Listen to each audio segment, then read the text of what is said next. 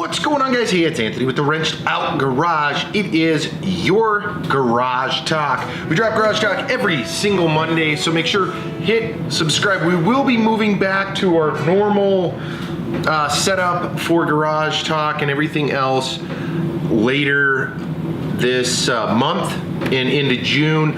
I've been super busy, and that is what we're going to talk about today. Not about me being busy. No, sir. What we're going to talk about is travel. Let me move that back a little bit. Traveling, rental cars, and more. Let's dive into the video here. So, I have rented cars all over the U.S., and one of the things that kind of resonated with me on this trip, and in fact, I've got a couple of other really cool ideas. We're going to dive into rental cars again for a different topic or a different segment of what I'm talking about today. But let's get this out there. So, how many of you guys have rented a car, right? Whether your car goes down, you're on vacation, you're doing business, that pretty much should cover the majority of the reason why you would rent a car. Let me grab my coffee. So, with renting a car, a couple of things, at least for me, in my perspective. A, identify where and how long you need the car, right? So there is a bunch of guys. I'm going to shoot a video after this kind of talking about some of this gear that's in here. But so there is a ton of guys that have rental cars, right? You've got even local dudes, but you've got national guys like Hertz, Enterprise, Thrifty, Alamo, so forth and so on. You can go on and on and on. Now with these guys, depending on the city and the location, that will determine how much it's going to cost you, right? So if you rent from an airport, you will always pay that, or at least from my experience, you'll always pay that airport surcharge, right? And with that, let me put the camera back over here so I don't continue to shake it. Put this down. So you've got all of these choices, right? So you've got Alamo and Hertz and Enterprise. So which one do you prefer and why?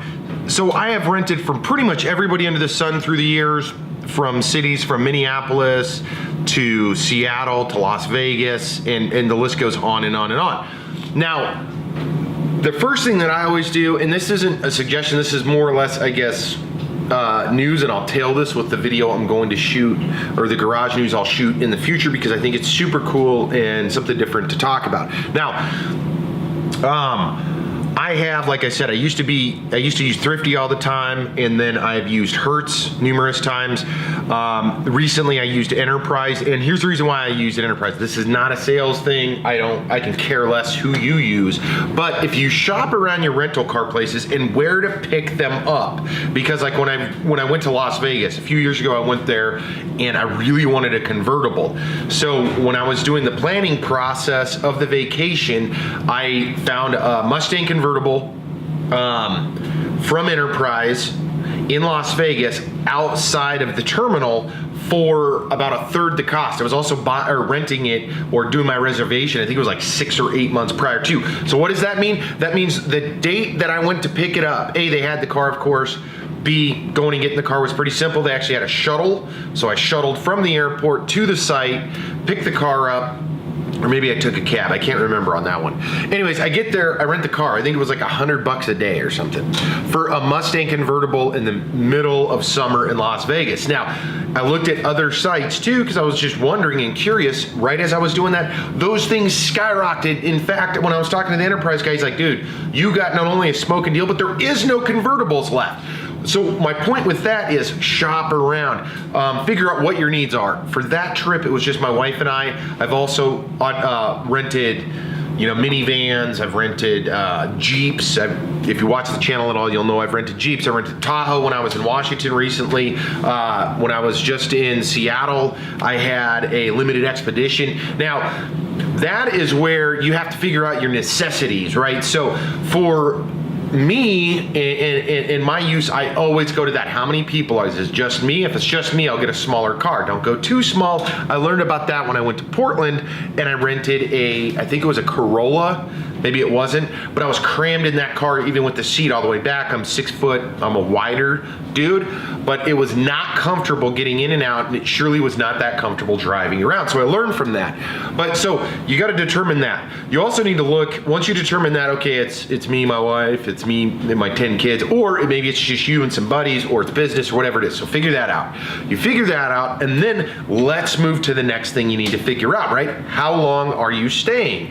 Are you gonna need a car the whole time? You're going to California, you got your family, maybe you're gonna be at Disneyland for 3 days, and then you wanna go to the San Diego Zoo for 2 days and Universal Studios. So you can shuttle, depending on where your hotel is, to there, or Uber to your site, and then just rent a car 2 days, save you a bunch of money. Now, once you figure out that part of it, does your trip require a car, does it not? Maybe you're in Maui and you just want to tool around and you want to rent a Jeep for a day, then do that, obviously. But so figure out all that stuff up front and then start shopping for a car. Here's why. I have saved a crap load of money by doing that up front and knowing, okay, I need a car that can go across state lines. I need a car that gets decent fuel economy because I'm gonna be doing a lot of driving. I've got 4 passengers that I want to seat comfortably, or 5, or 1, or 2, whatever it is. So you can answer all those questions, which will lead you to the vehicle you need, and then the location and the cost. You have to shop this stuff around. Now, another key thing with rental cars is, does your insurance cover the rental car? You better check that, because if someone hits you, and this is me hoping that you're not reckless, but if someone hits you, or if you hit something, where does that go? The other thing that you have to look into is in cities with tolls. That's an additional surcharge, and I would suggest if you're going to Houston, if you're going to Seattle, if you're going to anywhere with tolls, Chicago, make sure that you get the toll package if offered with the vehicle.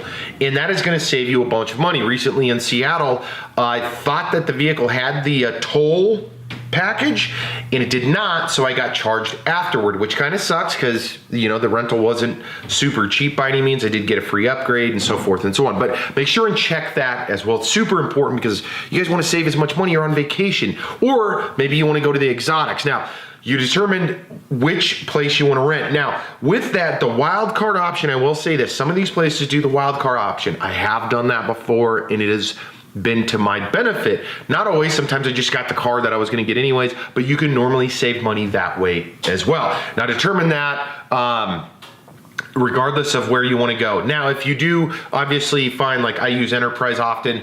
With Enterprise, they have coupons, or not coupons, they've got a club.